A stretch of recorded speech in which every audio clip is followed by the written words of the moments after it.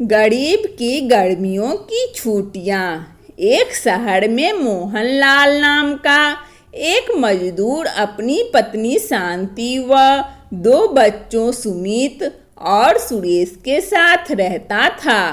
वह शहर में एक छोटे से मकान में रहते थे। शांति अपने बच्चों को पढ़ा लिखा कर बड़ा आदमी बनाना चाहती थी। दोनों बच्चे स्कूल जाते थे। एक दिन सुमित और सुरेश स्कूल से वापस आए।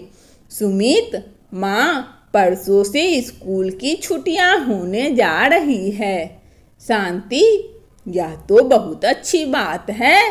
सुरेश, माँ, हमारे स्कूल में पढ़ने वाले ज़्यादातर बच्चे गर्मियों की छुट्टियों में घूमने पहाड़ों पर जा रहे हैं। हम कब जाएंगे? शांति, बेटा, हम नहीं जा सकते। वहाँ बहुत पैसे लगते हैं। तुम्हारे पिता बहुत मुश्किल से कुछ पैसे कमा पाते हैं और बड़ी मुश्किल से तुम्हारे स्कूल का खर्च उठा पाते हैं। यह सुनकर दोनों बच्चे जिद करने लगे। शाम को मोहनलाल जब वापस आया तो शांति ने उसे सारी बात बता दी। मोहनलाल, शांति, तुम तो जानती हो बहुत मुश्किल से घर का खर्च चल पाता है। अब ऐसे में बच्चों को कहाँ घुमाने ले जा सकते हैं? इसी तरह कई दिन बीत जाते हैं। शांति बच्चों को समझाने की बहुत कोशिश करती है, लेकिन वे नहीं मानते। शांति, बच्चों, चलो अब जिद मत करो। यदि हमारे वश में होता तो हम तुम्हें अवश्य घुमाने ले जाते। सुरेश, लेकिन माँ, जब स्कूल के सभी बच्चे वापस आकर हमें वहाँ के बारे में बताएंगे तो हम क्या कहेंगे? हमारे पास तो कुछ भी बताने के लिए नहीं होगा। अगले दिन शांति और मोहनलाल बात करते हैं। शांति, सुनो जी, बच्चों के लिए कुछ तो करना पड़ेगा। आखिर इनका भी मन करता है कहीं जाने का। मोहनलाल, मेरे पास कुछ पैसे हैं और कुछ पैसे का इंतजाम करके इन्हें अपने गांव ले चलते हैं। वहाँ एक पहाड़ भी है। इनका घूमना हो जाएगा और इसी बहाने हम भी गांव में कुछ समय बिता आएंगे। कुछ दिन बाद मोहनलाल, शांति और दोनों बच्चे गांव के लिए निकल जाते हैं। बच्चे बहुत खुश थे।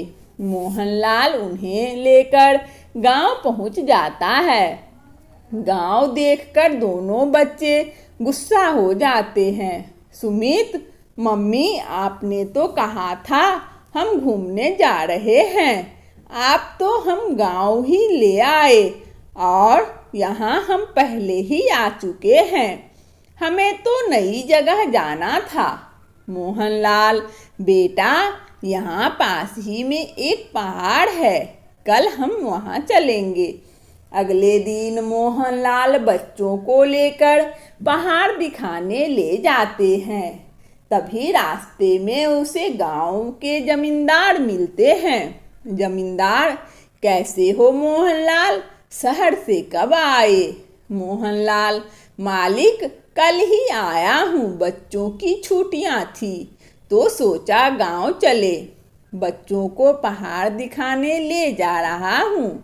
जमींदार, हाँ हाँ ठीक है, समय मिले तो घर आना, तुमसे कुछ बात करनी है। मोहनलाल बच्चों को पहाड़ पर ले जाता है।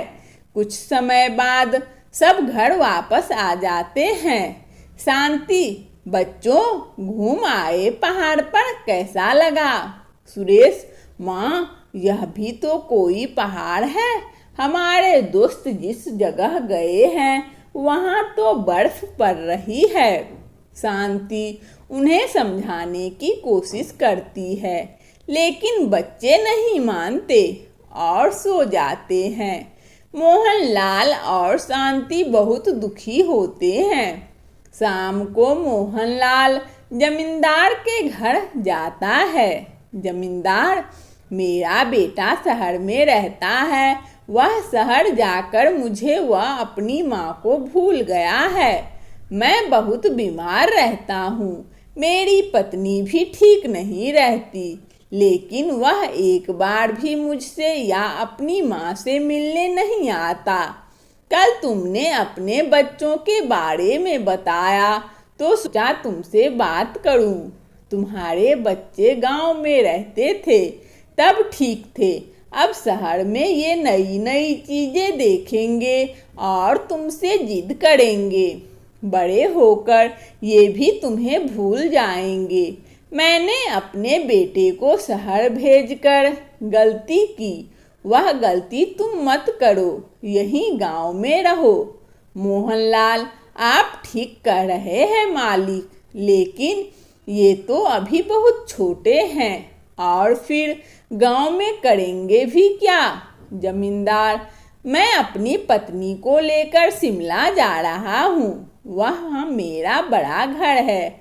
मैं चाहता हूँ तुम सब भी हमारे साथ चलो, हमारी देखभाल करने के लिए। वहीं स्कूल में तुम्हारे बच्चों का दाखिला करा देंगे और तुम दोनों हमारी और घर की देखभाल करते रहना। जितना शहर में कमाते हो उससे दुगना कमा लोगे। मोहनलाल, ठीक है मालिक, एक बार पत्नी से बात करके कल आपको बताता हूँ। मोहनलाल ने शांति से बात की। शिमला जाने की बात सुनकर सभी बच्चे बहुत खुश हुए। 2 दिन बाद सब शिमला पहुंच गए। सुमित, माँ, हमने तो आपसे छुट्टियों में घूमने के लिए कहा था, आपने तो हमारा घर ही पहाड़ों पर बना दिया। आप सबसे अच्छे माता पिता हो। सुरेश, हाँ माँ, हमें जिद नहीं करनी चाहिए थी।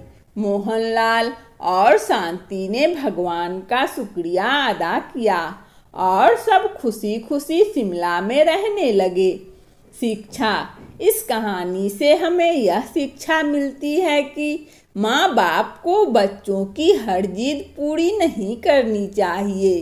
साथ ही बच्चे को भी समझाना चाहिए कि माँ बाप की मजबूरी समझे।